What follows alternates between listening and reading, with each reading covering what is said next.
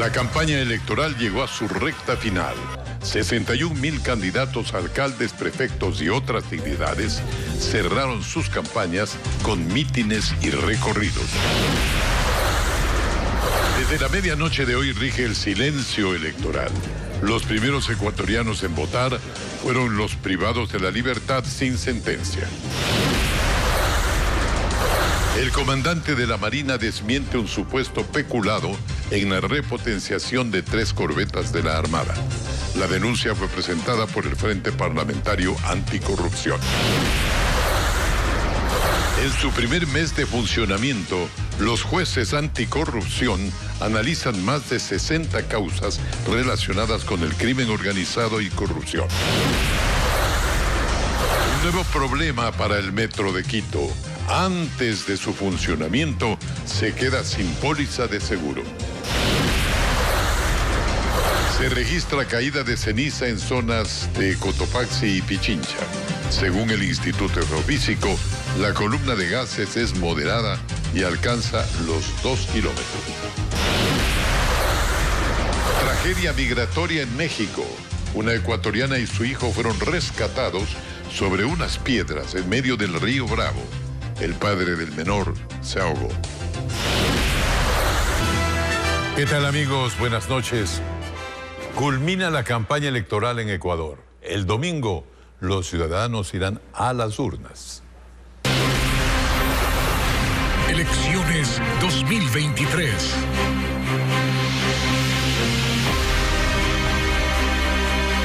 Los candidatos a alcaldes realizaron el cierre de sus campañas en la capital de la República. La mayoría decidieron hacerlo mediante shows artísticos. Carla Delgado nos resume la jornada. Desde este viernes regirá el silencio electoral en el país, por lo que los candidatos aprovechan las últimas horas para atraer a más votantes. La tarde de este jueves, a través de una caravana, Patricio Alarcón de la Alianza 113-6 se despidió de sus simpatizantes en el norte de Quito. Los que defendemos valores, los que tenemos la convicción de que queremos cambiar la ciudad de una manera diferente. También la candidata a la alcaldía por la iniciativa Va por Ti, Luz Helena Coloma, cerró su campaña electoral. Hicimos una campaña con ideas y con propuestas, porque tenemos un profundo y serio proyecto para Quito. Quito no es mío, Quito es nuestro. Jorge Yunda de Pachacutic lo hizo mediante un show artístico. Mi campaña ha sido una campaña de alegría, una campaña de deporte, una campaña de cultura. En otro escenario estaba Pedro Freile de las listas 17-23. Aseguró que una de sus prioridades será la seguridad y llamó a la unidad. Demasiado tiempo ha pasado nuestro país dividido entre los que quieren decirnos que si pertenecemos a un sitio no podemos pertenecer a otro. El candidato correísta Pavel Muñoz escogió el sur de Quito. Indicó que priorizará problemáticas olvidadas por las actuales autoridades. Nadie ha topado, como lo hicimos nosotros en el debate, el problema de la salud mental. Y hoy, cuando ustedes van a un grado de cualquier colegio, 3, 4 niños al menos enfrentan situaciones de depresión y de ansiedad. Mientras que Andrés Páez de la Alianza Quito Vuelve llegó hasta un centro infantil. Creo que la ciudad está muy desatendida, muy abandonada, muy descuidada. El trabajo que nos toca hacer es maratónico. Más de 61,000 candidatos fueron calificados por el Consejo Nacional Electoral e intentarán ocupar varias dignidades a escala nacional el próximo domingo. El presidente de la República, Guillermo Lasso, criticó la gestión al frente del municipio de Guayaquil de la alcaldesa Cynthia Viteri. Según Lasso, Viteri ha manejado de mala manera los recursos de la ciudad y la ciudadanía debería pedirle cuentas, dice Lasso, de qué ha hecho con más de 3,000 millones de dólares que ha manejado durante los 4 años de su administración. Escuchemos. Ustedes probablemente quieren saber por quién yo voy a votar para alcalde en Guayaquil. No les voy a decir. No les voy a decir por quién voy a votar, pero sí les voy a decir por quién no voy a votar. No voy a votar por quien ha destruido las finanzas del municipio de Guayaquil en los últimos 4 años. Municipio que jamás buscaba endeudarse en el BEDE, ahora desesperadamente busca recursos del BEDE, porque nadie sabe, nadie, dónde están los dineros del municipio de Guayaquil. No es cuestión de aparecer en una lata de cerveza, en una lata de ají y en cualquier otra chuchería por ahí. No, es cuestión de rendirles cuentas a los ciudadanos y decirles en qué se invirtieron los 3.200 millones de dólares del presupuesto de Guayaquil de los últimos 4 años. Los candidatos a la alcaldía de Guayaquil también cerraron sus campañas con caravanas y discursos. Las actividades proselitistas caotizaron el tránsito vehicular en distintos puntos de la ciudad. Cintia Viteri, quien busca la reelección, escogió la avenida 9 de octubre como punto de partida de la caravana con la que cerró sus actividades proselitistas. Viteri estuvo acompañada por el exalcalde Jaime Nebot y por otros candidatos a distintas dignidades. Allí respondió a las críticas del presidente de la República y dijo que luego del 5 de febrero es a él a quien le pedirán cuentas. Mínimo, seguridad, educación y salud. Vamos a exigirle con toda la fuerza que el país nos ha dado a través de su voto, que cumpla con su promesa y que no traicione su palabra como lo ha hecho hasta ahora desde el puesto del gobierno. Y si él no es capaz de hacerlo, entonces que se haga a un lado. Pedro Pablo Duarte, en cambio, escogió el norte de la ciudad para arrancar el recorrido final de su campaña. Duarte lo iba a hacer en bicicleta, pero antes de empezar llamó a los electores a romper con la hegemonía del partido que ha administrado la ciudad durante los últimos 31 años. Si tanto nos quejamos de lo que estamos viviendo, entonces es hora de cambiar. Si tantos nos quejamos de un mal servicio de transporte público, entonces es hora de cambiar. Si nos quejamos de las vacunas y de las muertes violentas y el sicariato, entonces es hora de sepultar y castigar a la partidocracia votando por gente nueva. Jairala se fue hasta el sur y desde allí cerró su tercer intento por llegar al sillón de Olmedo. Jairala enfatizó que es posible administrar la ciudad de una manera distinta. Apeló a su experiencia en la prefectura y a su idea de revolucionar la movilidad en Guayaquil. Si seguimos votando por lo mismo no va a cambiar nada. El cambio hay que provocarlo y somos nosotros los factores que debemos provocar el cambio. Que ya no, Guayaquil ya no está para seguir experimentando, que no es lo mismo legislar que administrar una ciudad, que no es lo mismo manejar un negocio que una ciudad. Esto es diferente y a mí el ciudadano me conoce durante casi 10 años de administración de la prefectura. El candidato de la Revolución Ciudadana, Aquiles Álvarez, decidió cerrar su campaña en el sector del Cristo del Consuelo. Desde allí decía sentirse confiado en obtener el favor popular. Álvarez también apelaba a un discurso de cambio y a ser el candidato del correísmo. La ciudad necesita un alcalde que esté en la calle con la gente, que se preocupe por lo que le pasa a la ciudad, que lidere en todos los ámbitos, que no diga que no es su competencia esto o aquello. Vamos a trabajar de la mano con el gobierno nacional porque es lo que manda la ley, para preocuparnos por los ciudadanos guayaquileños. Hay que solucionar el problema de la inseguridad y muchos problemas más. Así terminaron 4 de los 11 aspirantes a la alcaldía de Guayaquil sus campañas. Todos dicen estar arriba en las preferencias populares. Todos dicen tener la fórmula para garantizar la seguridad en una ciudad que en los últimos tiempos está marcada por la violencia. 573 reos de las cárceles del país votaron hoy. Con este proceso arrancaron formalmente las elecciones seccionales. El operativo de seguridad se cumplió y durante la jornada no se generaron incidentes. Francisco Garcés nos describe el proceso de votación en esta primera fase.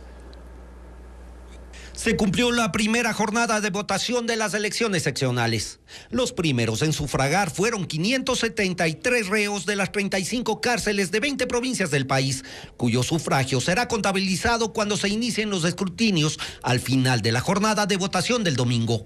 Si bien estaban empadronados 5.497 reclusos que aún no tienen sentencia ejecutoriada, el reducido número de votantes se mantiene dentro de los parámetros de las elecciones anteriores. Históricamente se ha visto que la votación de las personas privadas de libertad sin sentencia ejecutoriada está en un promedio del 14-15%, porque hay movimientos de un centro de detención a otro centro de detención. Otras personas han salido en libertad, otras personas han tenido ya sentencia ejecutoriada. La jornada en los centros de privación de libertad se produjo sin incidentes y en medio de un operativo policial y militar. Con el acompañamiento de 2.500 militares y 1.570 policías que estarán dando resguardo a la integridad física de los funcionarios electorales, de los paquetes electorales. En las instalaciones del ECU 911 se instaló el centro de monitoreo para garantizar la seguridad del proceso, el mismo que se replicará también durante las votaciones de este domingo. Hemos identificado alrededor de 162 recintos conflictivos. Vamos a poner gente uniformada al exterior, va a haber gente de civil también a 2-3 cuadras de los recintos, vamos a hacer sobrevuelos con helicópteros, va a ir unidades del GOE, del GIR, del GEMA a patrullar, incluso vamos a tener gente de la UMO para mantenimiento del orden en el momento que se produzca algún tipo de altercado. En Guayas, en donde está la penitenciaría del Litoral, uno de los centros carcelarios más peligrosos del país, se tomaron previsiones especiales para garantizar la seguridad de las personas que participaron en el proceso. Las juntas se instalan no precisamente dentro del pabellón, las juntas se instalan en las áreas aledañas. Así concluyó la primera jornada de las elecciones seccionales que seguirán este viernes con el voto en casa. Más adelante revisaremos cómo se desarrollaron otros cierres de campaña previo a las elecciones seccionales de este domingo 5 de febrero. Recuerde que en Ecuavisa podrá seguir el desarrollo de toda la jornada electoral desde las 6:30 de la mañana y también en nuestras plataformas digitales, como usted ya lo hace. Y en Guayaquil, la Armada del Ecuador desmintió la denuncia de irregularidades por la repotenciación de 3 embarcaciones que costaron más de 16 millones de dólares. Su comandante general aseguró que sí funcionan, pero reconocieron que las unidades no abastecen para hacer controles contra el narcotráfico en el mar. Diego Cuenca nos describe las diferencias de otros buques que aún no pueden ser modernizados. El comandante general de la Armada aseguró que las corbetas de los ríos Loja y Manabí sí funcionan luego de repotenciarlas por más de 16 millones de dólares. Como ustedes pudieron ver, tanto el radar de vigilancia aérea como el radar de navegación están funcionando correctamente. Así desmintió al Frente Parlamentario Anticorrupción de la Asamblea Nacional, que este miércoles hizo pública su denuncia. Los radares que funcionan en las 3 corbetas de la Armada Nacional no funcionan y han permitido que las rutas del tráfico de drogas ingresen por el mar al Ecuador. Por eso esta mañana en Guayaquil, la Armada mostró a la prensa la corbeta Manabí, una de las 3 embarcaciones cuestionadas. Enseñó que todos sus equipos son modernos y que ahora tienen un sistema digital para detectar embarcaciones sospechosas. Además que el personal de la Marina usa perfectamente su maquinaria, pero no es suficiente para combatir el narcotráfico. Pero estamos hablando de un mar territorial y aguas jurisdiccionales de 1.100.000 millas cuadradas. Imposible que con 3 corbetas podamos cubrir todo el espacio jurisdiccional que a la Armada le compete. Pero junto al muelle de la base naval sur de Guayaquil hay otros 3 buques. La corbeta de Esmeraldas, el Oro y Galápagos, que están obsoletas. Este buque ya no da más. Así como está ahorita, es la condición a lo que llegaron los buques. Operar o querer trabajar en esta forma es imposible. Por ejemplo, la corbeta Galápagos tiene 40 años. Sus equipos son análogos, no sirven. La maquinaria no les permite zarpar para controlar la seguridad del Estado en el mar. Y por eso serán repotenciadas, pero no se precisó cuándo empezarán a hacerlo. Y es la única opción porque no tienen dinero para comprar buques nuevos. Porque de no recuperarlos, el Estado no cuenta con la capacidad necesaria para reemplazarlos por medios nuevos. Esto develó lo vulnerable que está el espacio acuático para el combate contra el narcotráfico. El gerente general de Petroecuador, Hugo Aguiar, fue ratificado en el cargo tras el proceso de evaluación que realiza el gobierno por las denuncias de supuesta corrupción en las empresas públicas. A él se suman otros 5 gerentes que seguirán también en funciones. Fabiola Santana nos informa cómo avanza esta evaluación. A casi 2 semanas de que el presidente Guillermo Lasso ordenara la evaluación de todos los gerentes generales de las empresas públicas del Ejecutivo por denuncias de corrupción, la mitad, es decir 6, han sido ratificados en el cargo, entre ellos el gerente de Petroecuador, Hugo Aguiar. En días pasados, el ministro de Energía, Fernando Santos, cuestionó la falta de balance financiero y auditorías externas de esa estatal. E ir rehaciendo la contabilidad y viendo en donde hay faltantes, en donde se han llevado la plata. La decisión de EMCO sorprende al coordinador de la Comisión Anticorrupción, Germán Rodas. La ratificación de algunos de los gerentes puede inducirnos a pensar que hay conflictos de intereses. En un comunicado, la empresa coordinadora de las empresas públicas a cargo de la evaluación dijo que los directorios de Petroecuador, CNT, Asinave y Creamos Infraestructura sesionaron el 1 de febrero de 2023 y resolvieron confirmarlos en sus cargos. Antes se ratificó al reciente gerente de SELEC y de la empresa pública de agua. El experto petrolero Luis Calero considera que antes del inicio de la evaluación se debió desconcentrar las funciones de la empresa coordinadora ENCO para evitar conflictos de intereses. Porque en el gobierno del señor Lasso se dictó un decreto mediante el cual el presidente de la EMCO es el que tiene la capacidad, el que preside los directorios de todas las empresas públicas y él es el que propone a las ternas para los gerentes de las respectivas empresas, lo cual no sucedía y no debe suceder. En lo que va del proceso de evaluación de 12 empresas públicas, solo 2 gerentes fueron desvinculados, el de CENEL y el gerente de EMCO. Entre este jueves y viernes se decidirá la situación de los gerentes de la empresa minera, de fábrica de armas y municiones Santa Bárbara y flota petrolera Flopec. Buscamos una versión de las autoridades del gobierno, pero no se han pronunciado hasta el momento. En su primer mes de trabajo, los jueces anticorrupción ya conocen más de 60 causas, entre ellas el caso Encuentro, que salpica al actual gobierno, en el que la Fiscalía investiga posibles sobornos en las empresas públicas. La mayoría de casos tiene relación con actos urgentes despachados en el marco de indagaciones previas por delitos de corrupción o crimen organizado. Jacqueline Rodas nos cuenta.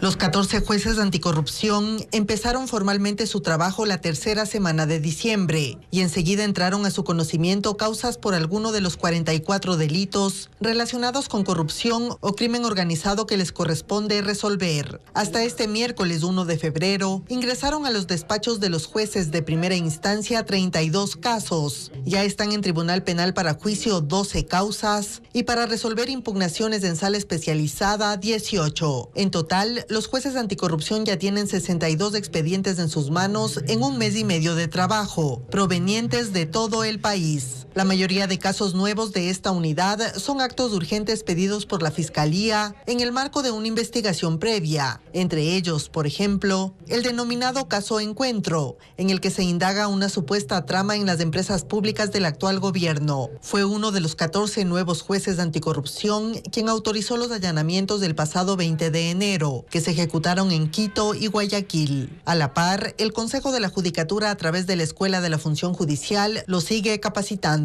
Al momento cursan un módulo de 44 horas sobre materia constitucional. Esta unidad especializada conoce delitos como enriquecimiento ilícito, peculado, cohecho, tráfico de influencias o testaferrismo. Opera desde el Complejo Judicial Norte en Quito y los jueces se someten a un esquema especial de seguridad. Esta tarde, un tribunal penal declaró inocentes a 3 procesados en el juicio que involucra a Sebastián Yunda. Se trata de Cintia Puga, Adrián Aro y Long Wang, o In Long Wang, así se llama, para quienes se ordenó que se levanten todas las medidas cautelares que pesan en su contra. Sin embargo, los jueces llamaron la atención a la Fiscalía por presentar solo 12 de los 112 testigos anunciados y creen que de las conversaciones de chat pueden derivarse nuevos delitos, por lo cual dispusieron que se abran nuevas investigaciones. En este caso, Sebastián Yunda, hijo del exalcalde de Quito, y su tío César Yunda están prófugos. Deben regresar al país para que afronten su situación.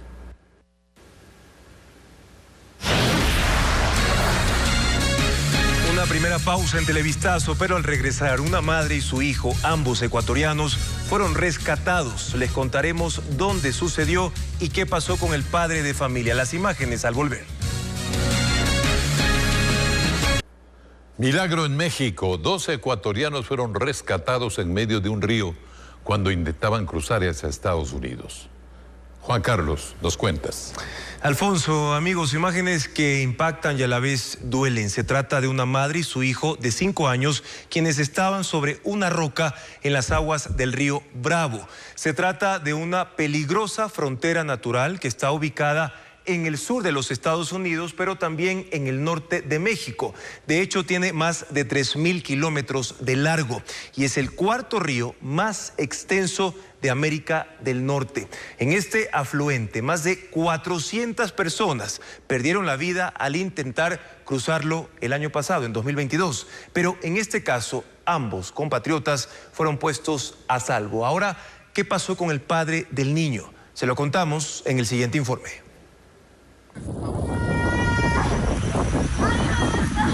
Desesperada, en medio del agua, esta mujer pedía ayuda. Tenía un pequeño sobre una roca. Era su hijo de solo 5 años, a quien salvó de ahogarse, cuando él y su esposo cayeron a una zona profunda del río, intentando huir de los agentes de Migración México. La mujer logró sacar al pequeño del agua, pero de su esposo no quedó rastro.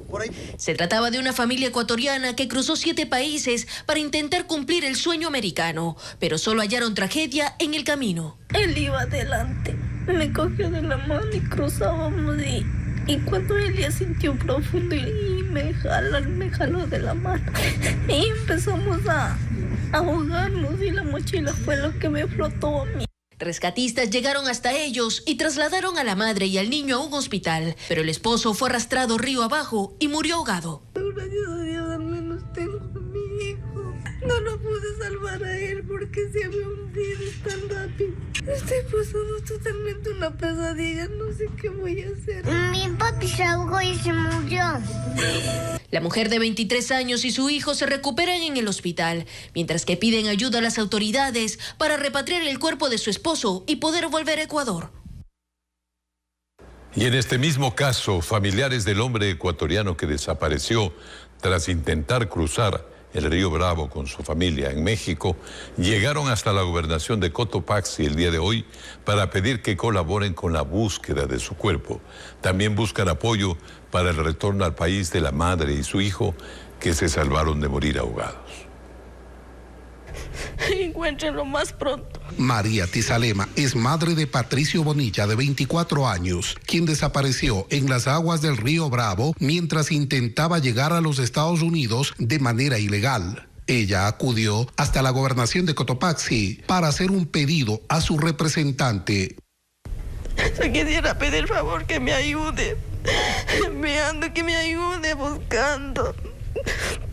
Patricio, junto a su esposa Marisol Caguano, de 23, y su hijo Jonathan, de apenas 5 años de edad, salieron de su natal parroquia de Angamarca, en Cotopaxi, el pasado 2 de enero, vía terrestre, en busca del sueño americano. Ellos tenían sueños que van a prosperar más que todo. Y eso sí fue. Y que quieren llegar más ligero, pero Dios nos dio la esencia. La tragedia sucedió este miércoles en horas de la tarde. Marco Bonilla, hermano de la víctima, recibió la llamada de su cuñada para darle la dolorosa noticia. El Patricio se fue en el río, dijo, no pudimos hacer nada, estaba cargada al hijito, estaba en el cuello y él hundió, yo avancé a coger al hijito. El gobernador de Cotopaxi, Osvaldo Coronel, informó que al conocer del fatal hecho, el gobierno nacional tomó contacto con las autoridades de México. Primero, encontrar el cuerpo y una vez que esto suceda y se cumpla todo el requisito desde la parte judicial, podamos repatriar el cuerpo y también en conjunto a la familia. Al momento, la mujer y su hijo se encuentran en un albergue en el estado de Coahuila, en México, mientras que el equipo de socorro continúa en la búsqueda del cuerpo del padre de familia. Debido a la actividad del volcán Cotopaxi, esta tarde se reportó una leve caída de ceniza en varios sectores de Quito y del Cantón Mejía.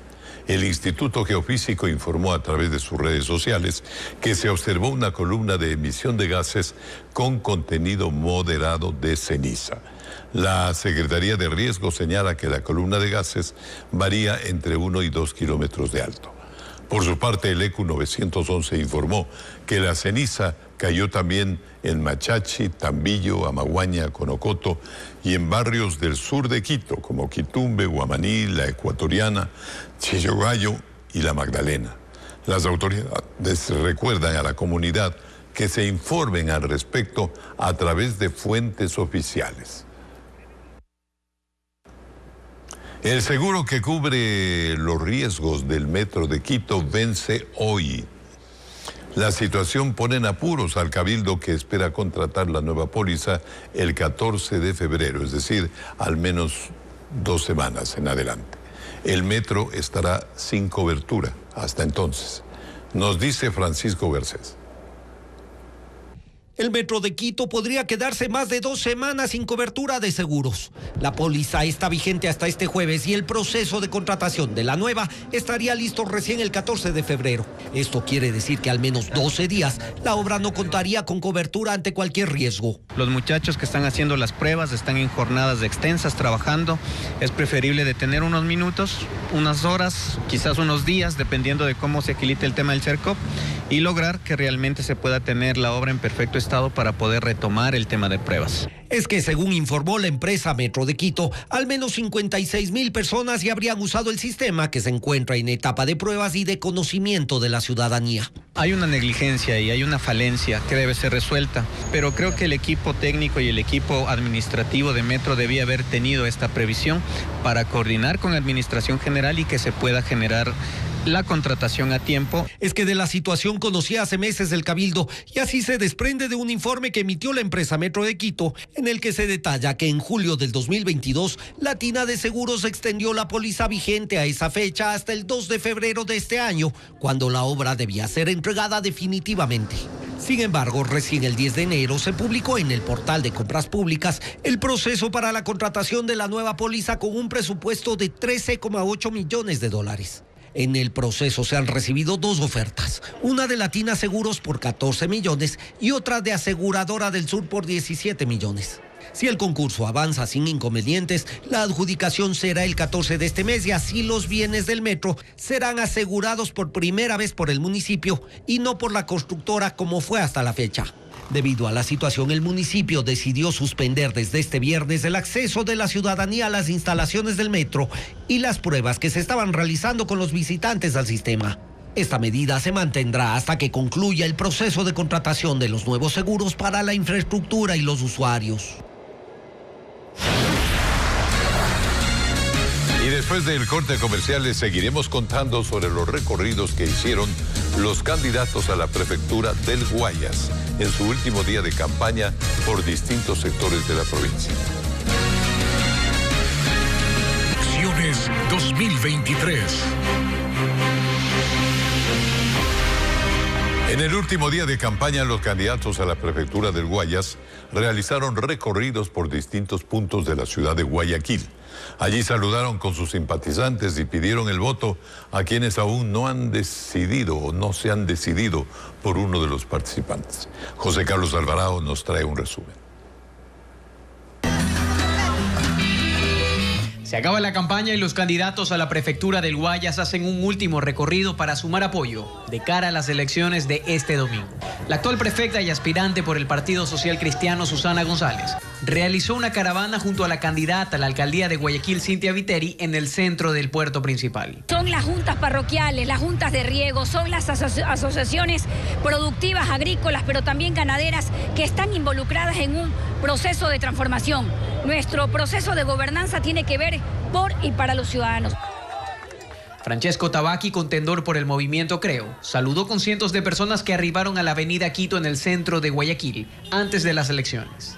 Allí dijo tener confianza sobre los resultados de estos comicios. Dicen que estamos punteando las que hemos subido, que hemos venido de 0 a 5, a 10, a 15, dicen que estamos en el 21, pero las cosas van a seguir cambiando aquí al domingo. La gente se ha empezado a conectar con el mensaje de Francesco Tabaqui, ha empezado a hacer clic. Marcela Guiñaga, quien corre a la prefectura por Revolución Ciudadana, cerró su campaña en el sector del Cristo del Consuelo en Guayaquil. Allí detalló cuáles serían sus principales propuestas. El eje principal será trabajar primero en un nuevo modelo de concesiones para la provincia. Segundo, vamos a tener un plan agresivo de intervención de caminos vecinales. Vamos a subsidiar la URIA. Andrés Gushmer, candidato por el Movimiento Reto, finalizó su campaña con una caravana que llegó hasta el suburbio de la ciudad y en la que varios artistas se presentaron. 30 días ininterrumpidos de campaña. Lo que les puedo decir es que estamos primeros en las encuestas, que estamos primeros en el corazón de los guayacenses. Nicolás Lapenti, quien busca la prefectura de la provincia por la lista 4, asimismo cerró sus actividades proselitistas y criticó la desatención en el campo guayacense. No hay trabajo para nuestra gente. ¿Cómo me duele ver ese agro abandonado? Un cierre curioso fue el que realizó el aspirante por la agrupación Mover, Héctor Vanegas, quien congregó a sus simpatizantes en una discoteca de Guayaquil. Esta victoria es nuestra y la prefectura que se viene es la prefectura de la juventud. Ustedes son los que van a hacer la prefectura. De distintas formas y con una amplia carta de promesas cierran los candidatos para llevarse la prefectura en la provincia del Guayas. También los candidatos a prefectos de Pichincha cerraron su campaña. En las tarimas recordaron sus ofrecimientos para conseguir los votos. Carla Delgado nos informa. Los candidatos a la prefectura recorrieron varios puntos para cerrar la campaña electoral. Guillermo Churuchumbi de Pachacutic visitó el centro de la ciudad. Soy humilde. Yo no soy el típico candidato crecido, sobrado. Yo converso con la gente. Paola Pavón, que busca la reelección a la prefectura de Pichincha, lo hizo mediante un show musical. En la tarima advirtió que se siente triunfadora. La victoria se avecina y lo hemos sentido en cada uno de los recorridos. Mientras que el candidato a la prefectura por Creo, Eduardo del Pozo, volvió a recordar sus ofrecimientos de campaña. Es justamente trabajar con toda la cadena que interviene el sector del turismo, como servicios hoteleros, gastronómicos. El CNE calificó al menos 370 candidatos que aspiran a llegar a las prefecturas en el país.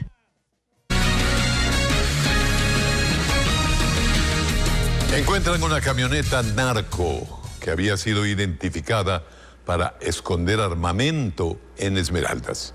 El vehículo circulaba por el sector Camarones en la parroquia Táchina y fue retenido en un operativo policial. Al ser revisado por los agentes, se percataron que en el balde del vehículo se llevaba aplastando un botón y dejando al descubierto varios compartimientos. Dentro de estos había un fusil, 3 cargadores y 48 cartuchos que fueron decomisados. Un hombre fue detenido por este caso. El embajador de Francia en el Ecuador hace un llamado a los países para unirse y combatir el delito del narcotráfico y el crimen organizado transnacional. El funcionario fue el encargado de realizar la entrega de la donación francesa al país de un bote semidirigido y equipos para detectar cocaína en el Golfo de Guayaquil y que los buques no sean contaminados. Además, al Grupo de Intervención y Rescate, GIR, les fueron otorgados equipos de buceo y computadoras. Esta donación está valorada en $75.000. Banecuador oferta créditos de entre $5.000 y $20.000 para gestores de algunas ramas del sector turístico. Se buscaría fortalecer este sector económico del país. Byron Andino nos muestra los requisitos que deben presentar los interesados, los que quieren solicitar ese crédito. Las autoridades de Banecuador indican que buscan diversificar su entrega de créditos. Por ello, una parte de sus recursos la destinarán al sector turismo. Se trata de un crédito que otorga entre $5,000 y $20,000 hasta 10 años plazo, con 1 año de gracia. Llevaron a algunos de los primeros beneficiarios. Para ellos sería un alivio financiero. Después de una crisis grave de la pandemia, estamos reactivando. He construido hace 28 años unas cabañas en Mindo, dentro de un jardín de orquídeas que tenemos 200 especies de orquídeas.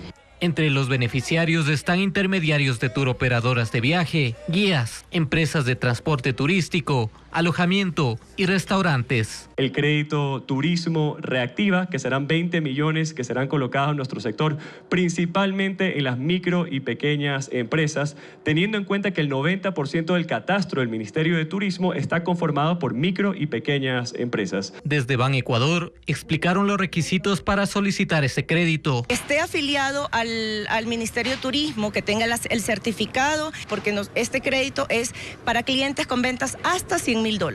Además, según el gobierno, buscan que el sector turismo tenga mayor conectividad y promoción internacional para que se incrementen los ingresos para el país.